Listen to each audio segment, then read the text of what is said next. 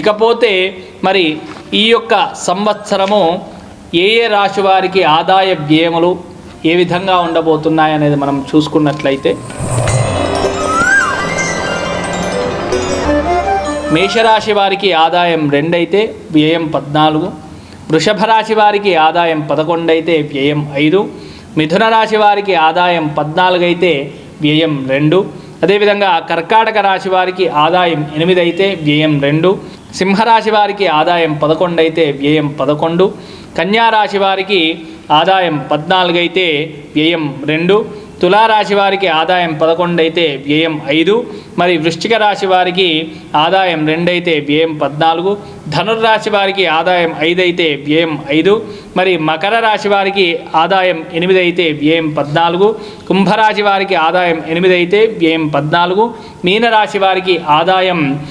5 అయితే వ్యయం 5గా కనబడుతోంది. అదేవిధంగా రాజపూజ్య అవమానాలు ఏ విధంగా ఉన్నాయైతే, మేషరాశి వారికి రాజపూజ్యం 5 అయితే అవమానం 7, వృషభ రాశి వారికి రాజపూజ్యం 1 అయితే అవమానం 3, మిథున రాశి వారికి రాజపూజ్యం 4 అయితే అవమానం 3,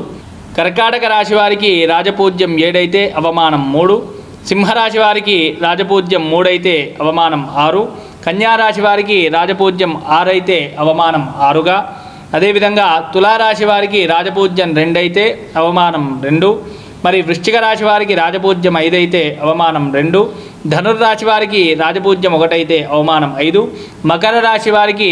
రాజపూజ్యం 4 అయితే అవమానం 5, కుంభరాశి వారికి రాజపూజ్యం 7 అయితే అవమానం 5, మీనరాశి వారికి రాజపూజ్యం 3 అయితే అవమానం 1గా కనబడుతుంది. దీన్ని చూసుకొని మనం మన జీవితంలో ఏ విధంగా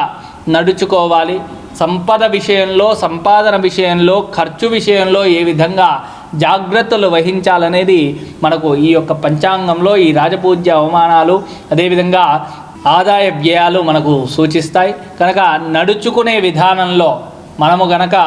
ధర్మబద్ధమైనటువంటి జీవితాన్ని గడిపితే ఈ యొక్క రాజపూజ్య అవమానాలు తెలుసుకొని మనము ముందుకు నడవగలిగితే నిందలు రాకుండా ఉండే అవకాశం ఉంటుంది.